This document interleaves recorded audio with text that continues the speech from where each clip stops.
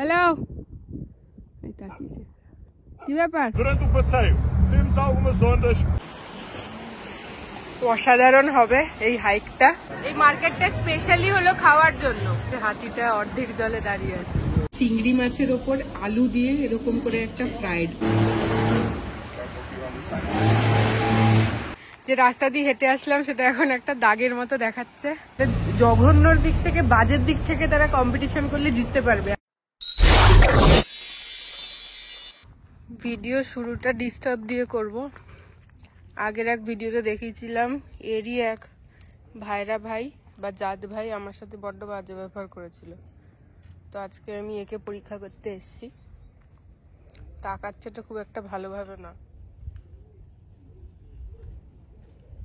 কিরে এরকম ভাবে তাকাচ্ছিস কেন? হসপিটালিটি জানো না টুরিস্টদের সঙ্গে?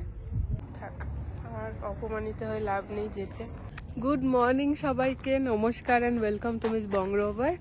আশা করি সবাই খুব খুব ভালো আছেন এবং সুস্থ আছেন।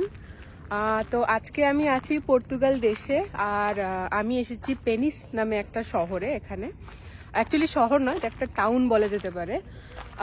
পেনিস হলো লিসবন থেকে 100 কিলোমিটার উত্তরে এই টাউনটা। আর এটা খুব ছোট্ট একটা টাউন। এখানে দেখার মতো দুটো তিনটে খুব হিস্টোরিক্যাল জিনিস আছে। এটা একটা সেন্টার অ্যাকচুয়ালি। এই যে পেনিস যে টাউন সেটার এটাই সেন্টারটা। সেন্টারে রয়েছে পার্কিং, আর রয়েছে ছোট ছোট ক্যাফে আর এরকম বাড়ি, আর ওই অলিগলি রয়েছে যেগুলো আমি একটু পরে হয়তো যদি ওদিকটা যাই আমি অবশ্যই দেখাবো। তো এখানে আমি মেন এসেছি, এখানে একটা দারুণ ফোর্ট আর একটা আইল্যান্ড আছে।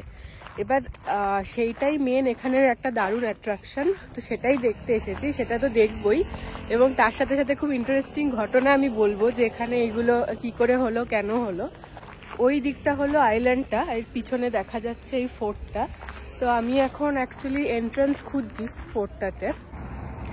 এই হলো চারিদিক এখানে। আজকের ওয়েদারটা বেশ ভালো। টেম্পারেচার হলো 21 ডিগ্রি, 21 আর 22 আপ ডাউন করছে এরম করে। রাতের দিকে লোয়েস্ট হবে 13 ডিগ্রি, হাইয়েস্ট 22, লোয়েস্ট 13। তো মানে একদম ঠান্ডা নেই, একটা দারুণ আর কি, খুব এনার্জেটিক ওয়েদার আমার মনে হচ্ছে এটাকে। আর এখানে মানে আমি এই শহরেই এসেছি। এখানে আমি এসেছিলাম কালকে রাতে। আমি যে শহরে থাকি পর্তুগালে, যেটার আমি ট্যুর খুব তাড়াতাড়ি দেব। তো আমি সেখান থেকে এখানে এসেছিলাম। আমার এখানে আসতে লেগেছিল প্রায় 4.5 ঘন্টা মতো।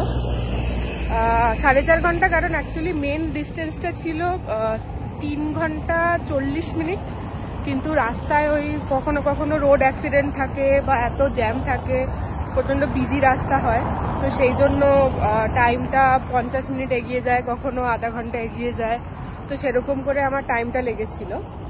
আর আজকে এইখানে আছি, আর কালকে মানে আপনাদের কাছে পরের ভিডিওতে আমি যাব লিসবন।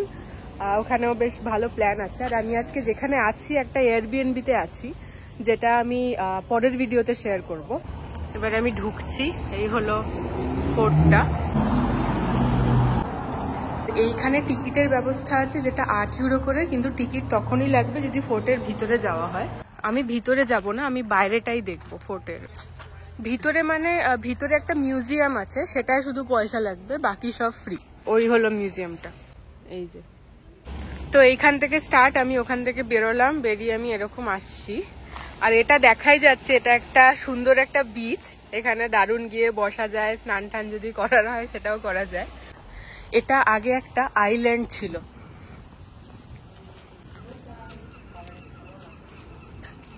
তো এই যে দেখা যাচ্ছে এটার একটা দারুণ হিস্ট্রি আছে। সেটা হচ্ছে এই যে জায়গাটা, মানে এই যে যেটা তৈরি হয়েছিল, এটা কিন্তু আগে এরকম ছিল না। এইখানে শুধুমাত্র একটা আইল্যান্ড ছিল, যেরকম এখন দেখা যাচ্ছে। এখন তো এটা আর আইল্যান্ড নয়, এটাকে এখন কোস্ট হয়ে গেছে, আর এখানে ফোর্ট হয়ে গেছে। আমি বলছি 1500 সালের কথা, 1500 বা তার আগে। সেই সময় এটা শুধুমাত্র একটা আইল্যান্ড ছিল। এইখানে একটা খুব ইউনিক ব্যাপার ছিল এই কোস্টটাতে বা এই আইল্যান্ডটাতে। সেটা হচ্ছে এইখানে কোনো একটা কারেন্ট বা কিছু একটা ছিল, কোনো একটা কারেন্টের ব্যবস্থা ছিল, যেটা মানে কোস্টের সাথে তার পাশে যে বালি টাইপের থাকে, একটা বালির জায়গা, তার সাথে জুড়ে গিয়ে অদ্ভুতভাবে একটা মানে হাঁটা চলার জায়গা বা একটা এন্ট্রি নেওয়ার জায়গা সৃষ্টি করতো এই শহরে বা এই টাউনে। তো তার ফলে কি হতো, প্রচুর স্প্যানিশ আর ব্রিটিশ পাইরেট যারা ছিল তারা এখানে প্রচণ্ডভাবে আক্রমণ করতো এই টাউনের ওপরে বা পুরো পর্তুগালের ওপরে। আক্রমণ করা, লুট করা এগুলো প্রচুর হতো। তো তখন ডিসাইড করা হয়, এখানকার যে রাজা ছিল সেই সময়, আমি কথা বলছি 1544 সালের কথা, 1544।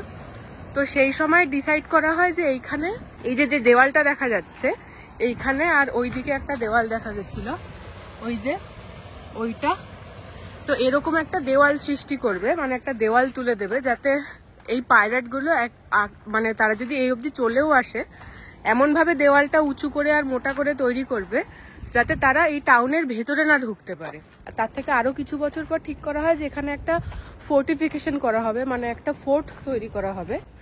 এই যে পার্টগুলো দেখা যাচ্ছে এগুলো কিন্তু তখনকারই তৈরি, কিন্তু এইগুলো যদি দেখা যায় এগুলো দেখে মনে হবে বেশ নতুন, বিশ্বাস করা কঠিন যেটা 1500 সালে তৈরি হয়েছে। তো ব্যাপারটা হলো এটা নতুনই, তার কারণ হলো 1755 সালে এখানে খুব বাজেভাবে একটা ভূমিকম্প হয় এবং ভূমিকম্পের কারণে এইটা তখন ধ্বংস হয়ে যায়। তার কয়েক মাস পরে সেটাকে আবার কনস্ট্রাকশনের কাজ শুরু হয়, নতুন করে তৈরি করা হয়। আর একটা দারুণ ইন্টারেস্টিং ব্যাপার হলো এই যে সাদা জায়গাটা দেখা যাচ্ছে, মানে এটার ভেতরে মিউজিয়ামটা অ্যাকচুয়ালি। তো যখন প্রথম বিশ্বযুদ্ধ শুরু হয়েছিল, মেন যারা যুদ্ধের লিডার বা যারা যুদ্ধ করছে, সৈন্য সামন্ত যাদেরকে ধরা হতো, মেন যারা থাকতো তাদেরকে এখানে বন্দি করে রাখা হতো। তারপরে 1934 সালে এটা ছিল জেল। জেল মানে ওই সাধারণ জেল নয়, এখানে পলিটিক্যাল লিডারদেরকে, যাদেরকে মানে যাদের সাথে এদের বনিবনা চলছে না, ধরতে পেরেছে বা কিছু, তাদেরকে এখানে বন্দি করে রাখা হতো। ছোট্ট একটা জায়গা, কিন্তু কত কিছু মানে জায়গাটার মধ্যে লুকিয়ে আছে। তো এখন আমি এই জায়গাটার ভিতরে যাব, এখানে একটু উপর থেকে উঠে যেখান থেকে আর কি নজর ঠজর রাখার ছিল। আশা করি একটা খুব ভালো ভিউ পাওয়া যাবে পুরো কোস্টটার। পুরো ব্যাপারটা কিন্তু একদম ভালো রকম ভাবে ঘেরা, শুধু এই জায়গাগুলো ফাঁকা ফাঁকা, আর এই জায়গাগুলো যদি দেখা যায় প্রচন্ড চওড়া, মানে রীতিমতো এখানে উঠে আর কি মানে বড় বড় বন্দুক রাখা বা এখান থেকে নজর রাখা, এখানে উঠে যথারীতি এগুলো রাখা যাবে। উঠবো কি? আর কিছু বাসিন্দা এখনো এখানে আছে দখল করে, এই যে বসে আছে। তো আমি জানি না এখানে ওঠা অ্যালাউ কিনা, কিন্তু এটা সেফ, দেখে সেফই মনে হচ্ছে। আর এইটা না, জিনিসটা একটু ঢালু, মানে এরকম যাচ্ছে, দেখে সোজা লাগছে কিন্তু এরকম যাচ্ছে, মানে এখান থেকে স্লিপ খেলে ডাইরেক্ট জলে। আর আমি সাঁতার জানি না। উঠেছি আমি, এই যে বেশি আমি যেতে পারবো না, কারণ আমি বললাম এটা ঠিক এরকম, মানে এতটা না, এরকম ঠিক, মানে একবার স্লিপ খেলে দুম ওদিকে। ওদিকে জলও নেই, ওদিকে রয়েছে পাথর। আমি এবার একটু একটু দেখাচ্ছি।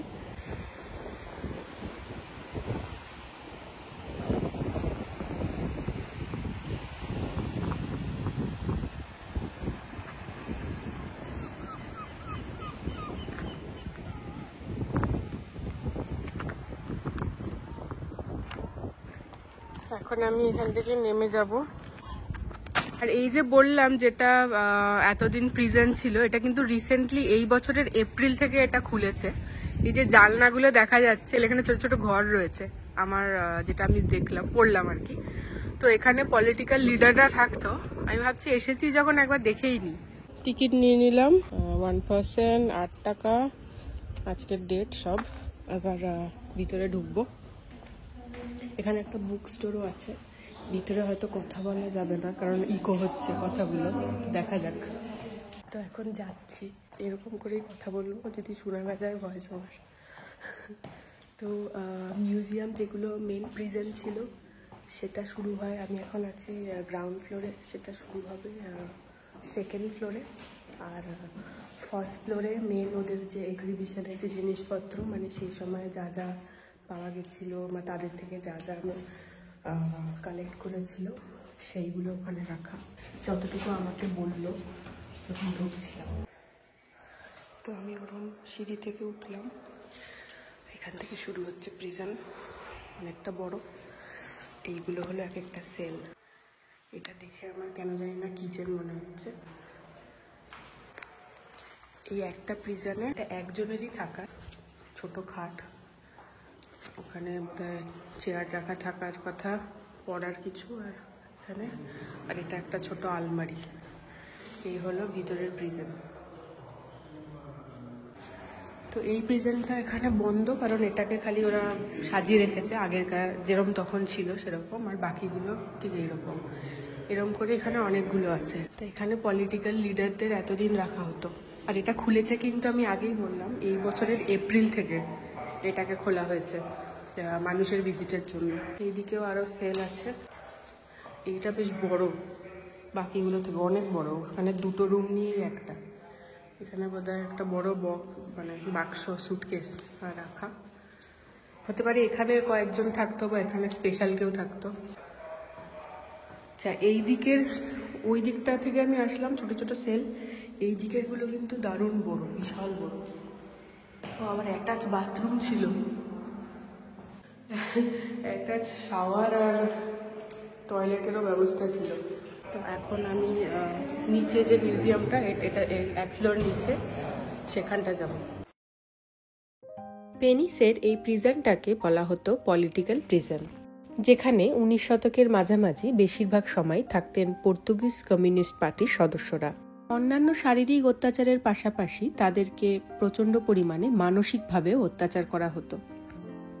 এইখানে খুব ডিটেলসে দেওয়া আছে যে তাদেরকে কিভাবে ফিজিক্যালি এবং সাইকোলজিক্যালি অত্যাচার করা হতো এবং তার ফলে তাদের এফেক্টটাও কিরকমভাবে পড়তো।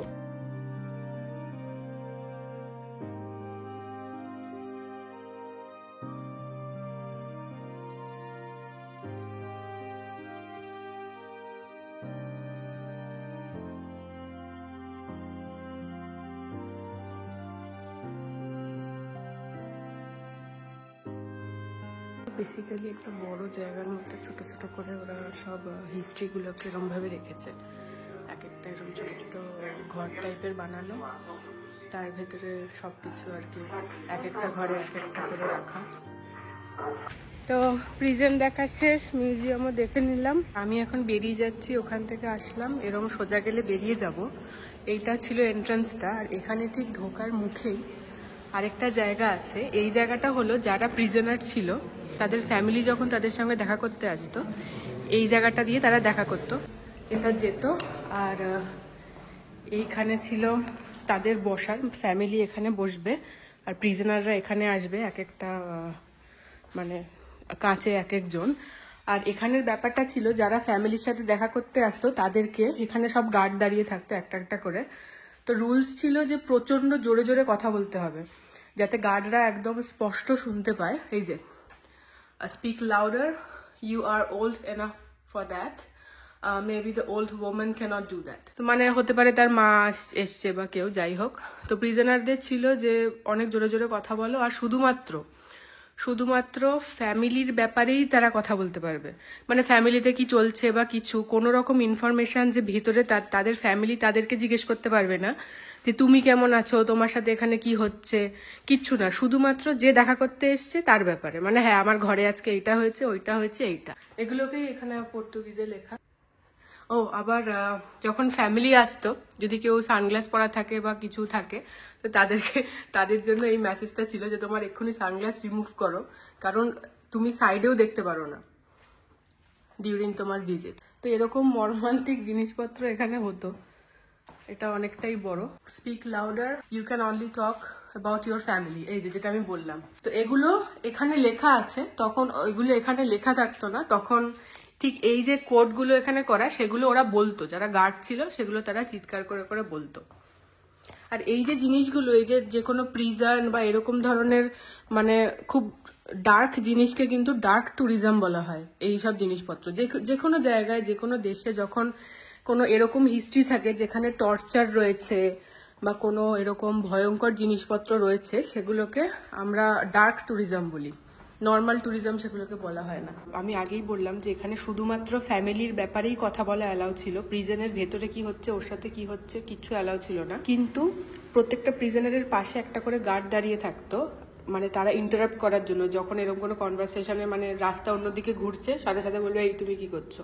তো সেরকম যখন ইন্টারাপ্ট করতো, এবার হতে পারে যে একবার ইন্টারাপ্ট করলো, দুবার ইন্টারাপ্ট করলো, এরকম যদি মানে একবারের বেশি ইন্টারাপ্ট তাদেরকে করতে হয় প্রিজনারদের, তখন কিন্তু তাদের জন্য পানিশমেন্ট ছিল তাদের ফ্যামিলি বা ফ্রেন্ড আর তাদের ভিজিট করতে পারবে না, তাদেরকে ব্যান করে দেওয়া হবে লেজার অ্যাক্টিভিটিসের জন্য, মানে হয়তো খেতে দেওয়া বা ঠিক মতো বাথরুম ইউজ করতে দেওয়া, জেলে যতটুকু লেজার মানে আর কি ভালো থাকা হতে পারে ওইটুকুর জন্য ব্যান্ড করে দেওয়া হবে, এবং তাদেরকে পানিশমেন্ট সেল থাকে যেখানে টর্চার করা হয়, সেইগুলোতে তাদেরকে পাঠিয়ে দেওয়া হবে। মানে এরকম মর্মান্তিক জিনিস এখানে হতো। You should walk 45 minutes, 1 hour to go. Okay, it's too much better. And how much time I can spend there? You have 2 hours on the 2 island. hours. Oh, yeah, so all right. if you do the caves, it's 25, 30 minutes for the cave. Yeah. So the price is 25 going back per person, plus 3 euros for a touristic tax because it's a natural reserve. Yeah. So 28. If you want to do it a small boat, will be the package of 38, trip and small boat. And how many people for the small boat? Can be normally 18 people Okay. for the boat, but depends how many people we have. Okay. If we need, we do 2 or 3 trips. Okay. তো আমি ওদিকটা ছিলাম, ওখান থেকে আমি ওই দিকটা থেকে বেরিয়ে এসে এখন এসছি একদম কোস্টের ধারে। আর এইখানে আমি এতক্ষণ যেটা দেখালাম ওটা হলো বেসিক্যালি একটা ট্যুর হয় এখান থেকে, যেটা হলো এইখানে একদম ওই দিকটাতে একটা খুব সুন্দর আইল্যান্ড আছে যার নাম হলো বার্লিঙ্গা। তো সেই আইল্যান্ডে বোটে করে যাওয়া যায়, যেহেতু এটা নেচার প্রিজার্ভ, মানে খুব ন্যাচারাল একটা জিনিস, বোটে প্রাইভেট বোটে করে ওখানে যেতে হয়। ওখানে যাওয়ার জন্য ওরা মিনিমাম একটা বোটে 18 জন লাগবে, মানে যদি বড় বোট হয় তাহলে 18-র বেশি, যদি ছোট বোট হয় 18 জন, কিন্তু অ্যাটলিস্ট 18 জন হতে হবে। এটা অনলাইনে বুক করা যায় আর এখানে এসেও বুক করা যায়। তো আমি ভাবছিলাম এখানে এসেই বুক করব, কারণ টাইমটা একটু বাফার করছিল অনলাইনে। আমার কিছু কিছু লোকজন অলরেডি বুক করে গেছে, যারা যারা অলরেডি অনলাইনে বুক করেছেন, আর কয়েকজন এসে মানে আমার মতোই এসে জিজ্ঞেস করে গেছেন যে অলরেডি লোক হয়ে গেছে কিনা, যাতে তারা এটা শুরু করতে পারে। তো তাদেরকে এখন উনি একটু ফোন করছেন, যদি সবাইকে পেয়ে যায় তাহলে এখনই ছেড়ে দেবে, আর না হলে 2:30 অবধি আমাকে ওয়েট করতে হবে ওইটা করার জন্য। আর ওইটা করার মানে এটা খুব ভালো একটা অপশন আর কি, মানে ভীষণ সুন্দর একটা আইল্যান্ড ওটা। আইল্যান্ডের ওই ট্রিপটার জন্য তখনই সবাইকে পাওয়া যায়নি, তাই বেশ কিছুক্ষণের অপেক্ষা ছিল। তাই সেই সময়টুকু কাটাতে আমি তার আশেপাশের জায়গাগুলোও একটু ঘুরে নিলাম।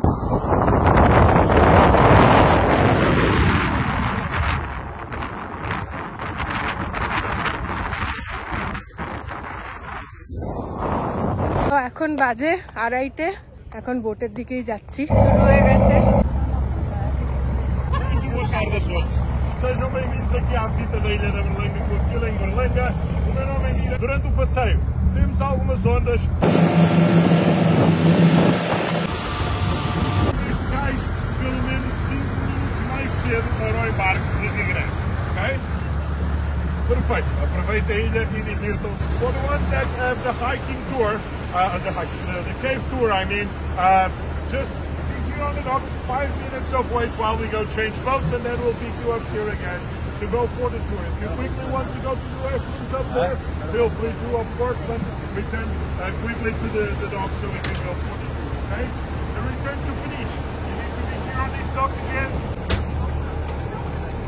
চলে এসেছি আইল্যান্ডটাতে। এবার আমার ব্যাপার হলো, এখানে যে একটা কেভও আছে সেটা আমি বুক করেছি। এবার কেভে যাওয়ার দুটো অপশন, একটা হচ্ছে হাইক করে যাওয়া যায়, যেটা গেলে ওকে দিস ওয়ান ওকে ওকে আমাকে এটাকে জলে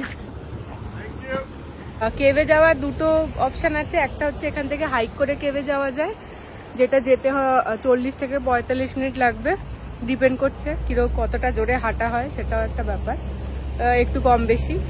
আর আরেকটা হচ্ছে এই বোট করে যাওয়া যাবে। এবার আমি বোটে করে যাব। বোটে করে যাওয়ার জন্য বললো এখানে 5 মিনিট ওয়েট করতে। কেভ সবাই বুক করেনি বোটে করে যাওয়ার জন্য, সেই জন্য ওরা এই বোটটাকে চেঞ্জ করবে, একটু ছোট বোট নিয়ে আসবে, নিয়ে এসে তারপরে সেটা করে যাব। তো এখন ওইটাই ওয়েট করছি। এবার আমি একবার চারিদিকটা দেখিয়ে দিচ্ছি। এই হলো চারিদিক, বিশাল পাহাড়।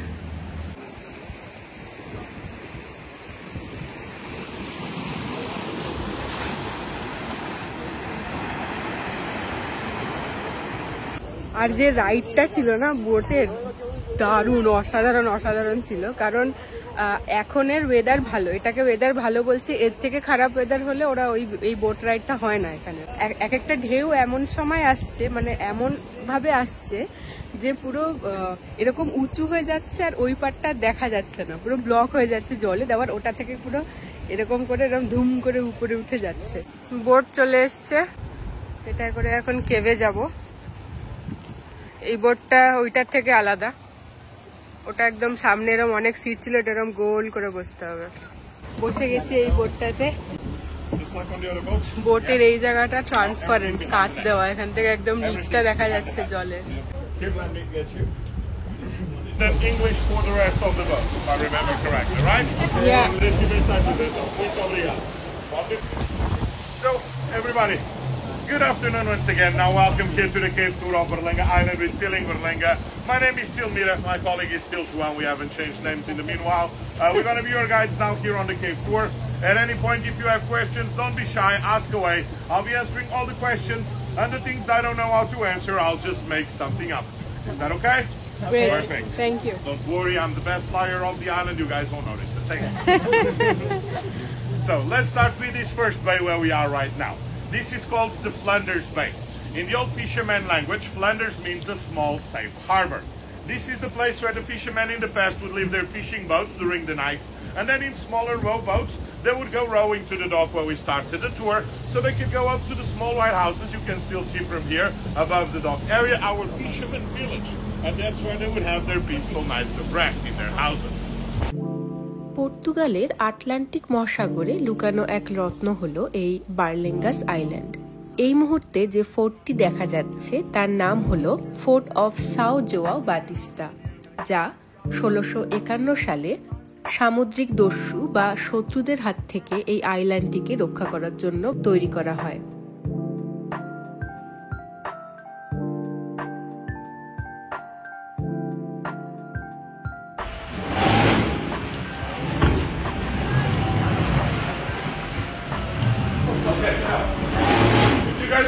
Water around the boat or here in the glass in the center, you'll notice the different color already that I was mentioning. If you take pictures or do video, you'll notice the colors get even better than what we see with our eyes directly. This effect happens because the sunlight doesn't travel into the cave directly due to the way the entrance is located, but it always travels underneath the water. With the reflections and refractions, the light is on the water coming in, it changes the tone of the water for these different blue that you see right now.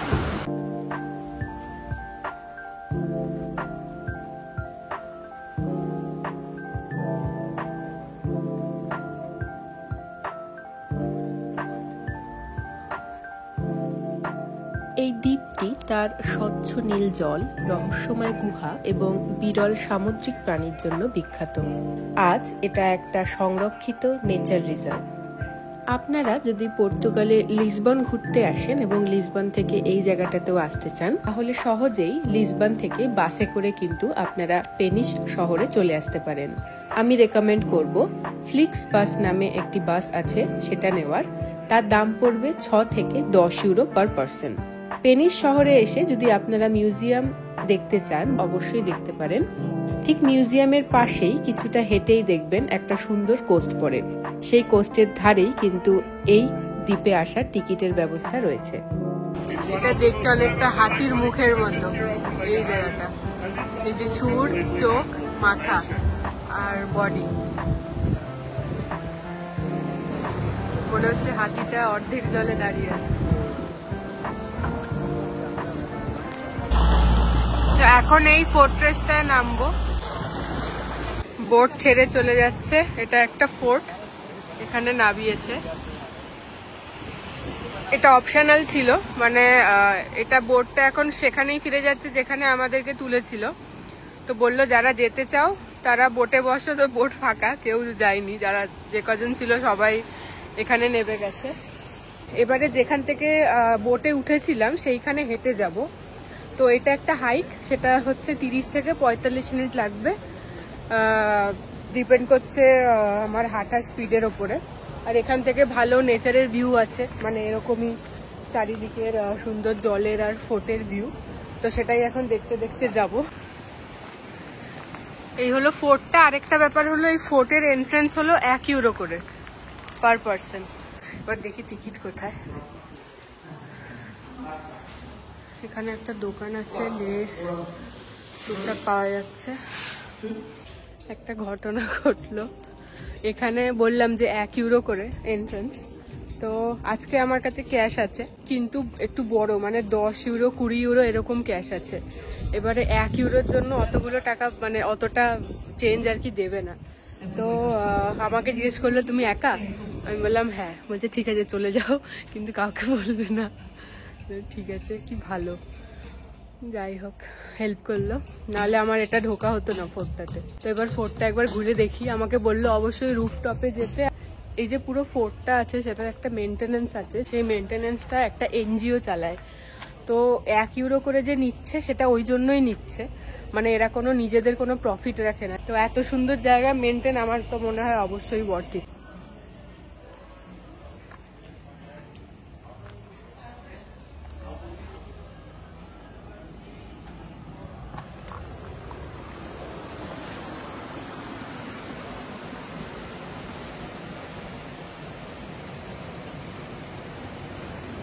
এই যে বোর্ডটা দেখা যাচ্ছে, এটা এখানে মাঝ সমুদ্রে বাঁধা রয়েছে, মানে একটা ওরকম কিরম একটা রয়েছে সেটার সাথে বাঁধা।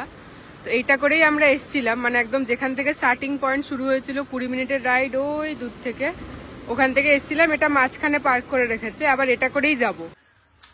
এখন যাচ্ছি উপরে একদম ছাদে, এখান থেকে নাকি দারুণ ভিউ, হওয়াই উচিত।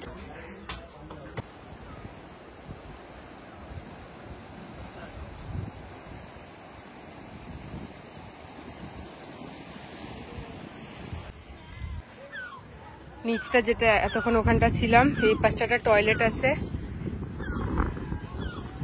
আর এই হলো চারিদিকের অসাধারণ দৃশ্য।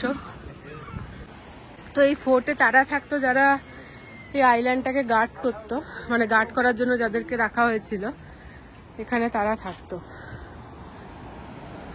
আর এখানে ড্রোন অ্যালাউ না, আমার কাছে নেইও, মানে যদি কেউ কখনো আসতে চান এখানে, তো এখানে ড্রোন মানা আছে, এর উপরে ড্রোন ব্যবহার করা, ঠিক এরমভাবেই এনজয় করতে হবে।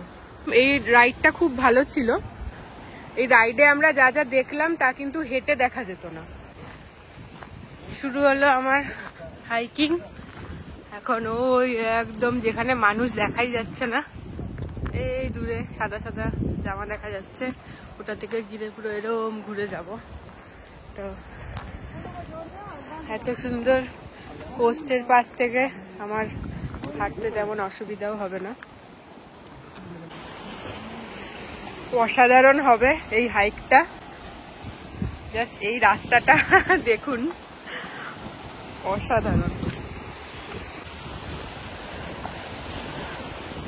আমি এখন ক্যামেরার দিকে তাকাবো হয়তো না, তো চারিদিকে যা উঠবে নিজে নিজেই উঠবে। আমি জাস্ট একটু হাঁটায় কনসেন্ট্রেট করব, কারণ এক তো আমাকে একটু তাড়াতাড়ি পৌঁছাতে হবে, আমি ওখানটা অনেকটা সময় কাটিয়ে দিয়েছি। আর 2 হলো এই রাস্তাগুলো একটু এরকম, ওইখানটা ছিলাম, ওখান থেকে এই রাস্তা থেকে আসছি, এরম যাব। অসাধারণ অসাধারণ, অনেকটা উঠা আছে এখানে, পুরো ওই মাথা অব্দি উঠতে হবে, যেটা অনেকগুলো।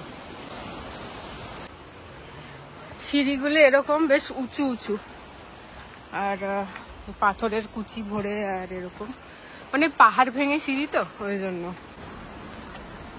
ফোর্টটা এখন ঠিক এরকম দেখতে লাগছে। আর একটু উপর থেকে এই রাস্তা দিয়ে আসলাম, অনেকটা উঠেছি, আরো ওঠা অনেক রয়েছে, যাত্রা চলছে। এখন ঠিক এরম ভিউ, ওই যে ফোর্ট, যে রাস্তা দিয়ে হেঁটে আসলাম সেটা এখন একটা দাগের মতো দেখাচ্ছে। আর এই যে চারিদিক, অনেকটা উঠে গেছি প্রায়, এখন এরম ভাবে গিয়ে ওই দিকটা, এখন রাস্তা এইরকম সোজা গিয়ে ওই দিকটা যাব। এখনো অনেকটা যদিও, বাট কঠিন পার্টটা অতিক্রম হয়ে গেছে।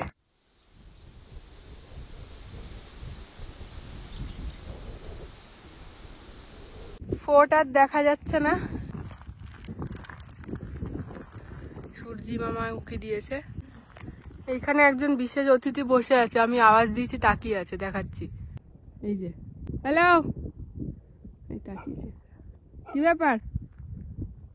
এসো এসো এসো, আলাপ করতে হলে এগিয়ে আসতে হবে। লাইট হাউসের নিচে আরামসে বসে আছে। এটা একদম মাথায় ফোর্ট আর দেখা যাচ্ছে না, একদম ওইভাবে উঠে এরম করে ঘুরে এরম এসে এখনো অনেকটা ওই রাস্তা দিয়ে গিয়ে পুরো এরকম গিয়ে ওই জায়গাটা যেতে হবে, ওই নিচটা, ঠিক এই জায়গাটা। তো যাই।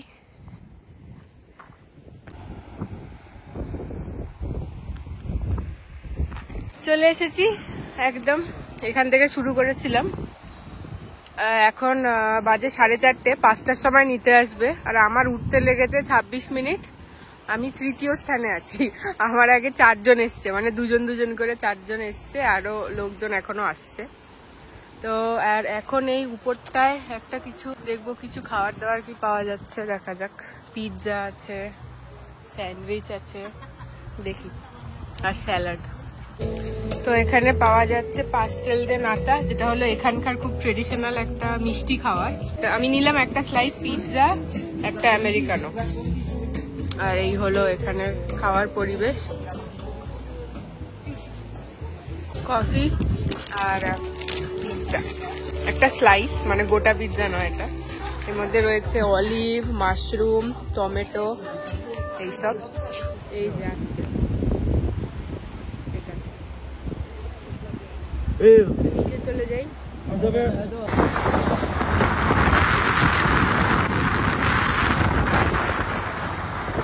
ডান, শেষ।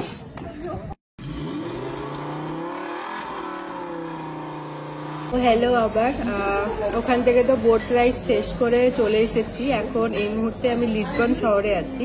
ওখান থেকে আমার লিসবন আসতে লেগেছে 2 ঘন্টার কাছাকাছি। একটু কম সময় লাগে, রাস্তা প্রচন্ড বিজি থাকে। এই মানে একদম লিসবন খুব বড় একটা শহর আর ভীষণ ব্যস্ত, মানে শহরে ঢুকলেই ট্রাফিক জ্যাম শুরু হয়ে যায় বাজেভাবে, তো সেই জন্য একটু সময় লাগে। তো লিসবন শহরটা আমি পরের ভিডিওতে সুন্দর করে দেব।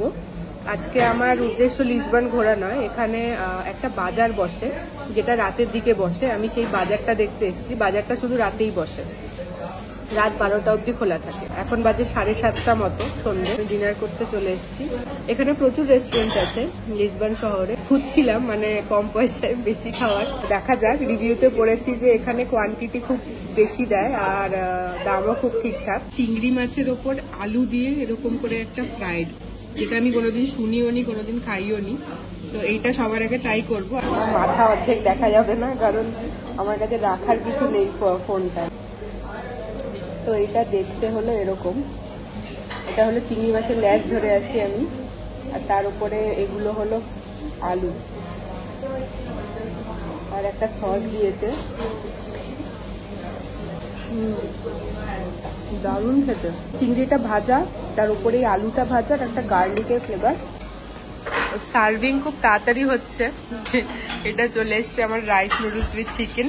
এখানে কয়েকটা চিকেন দেখতে পাচ্ছি, ডিম দেখতে পাচ্ছি, গাজর আর ইসে। এই যে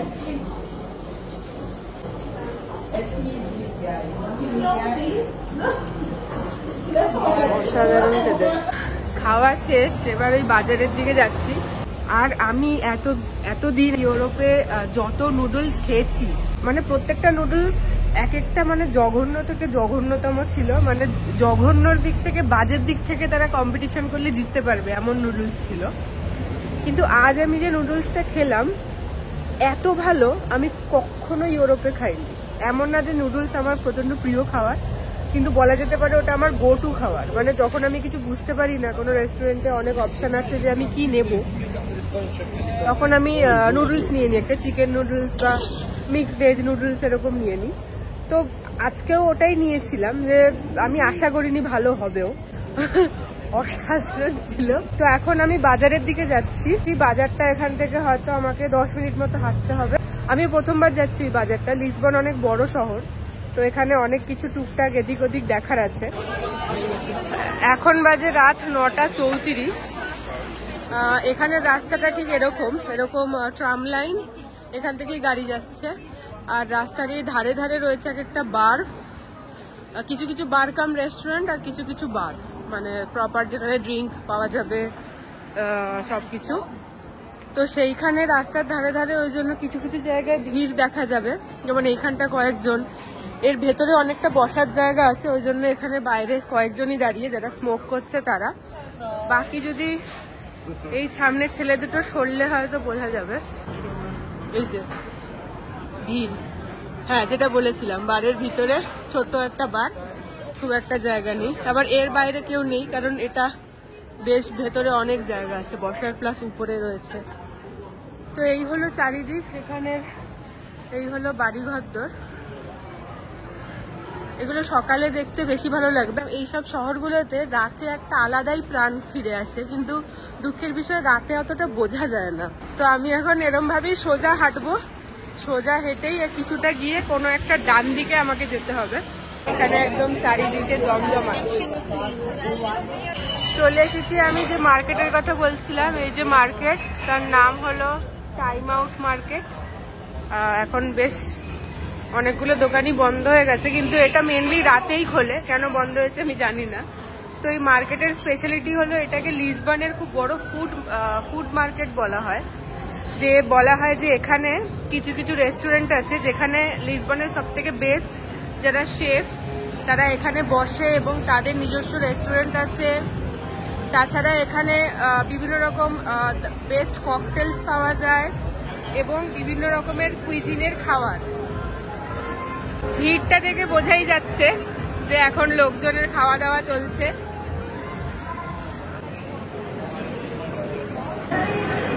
এগুলো সব রেস্টুরেন্ট, যত দোকান এখানে দেখা যাচ্ছে সব খাওয়ার দোকান। এই মার্কেটটা স্পেশালি হলো খাওয়ার জন্য। এরকম লম্বা দুদিকে সব চারিদিকে টেবিল, চারিদিকে তাই, আর পুরো ভরে ভরে দোকান।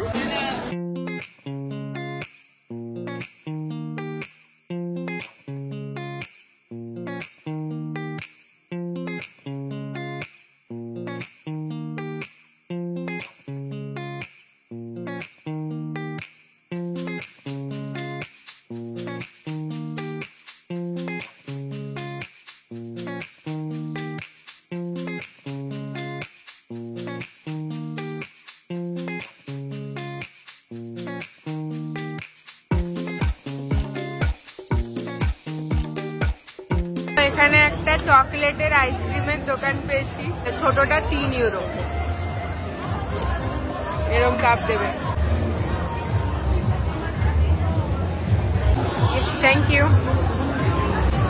এবার জায়গা খুঁজবো, খুঁজে বসবো। আশা করি আইসক্রিমটা ভালো হবে।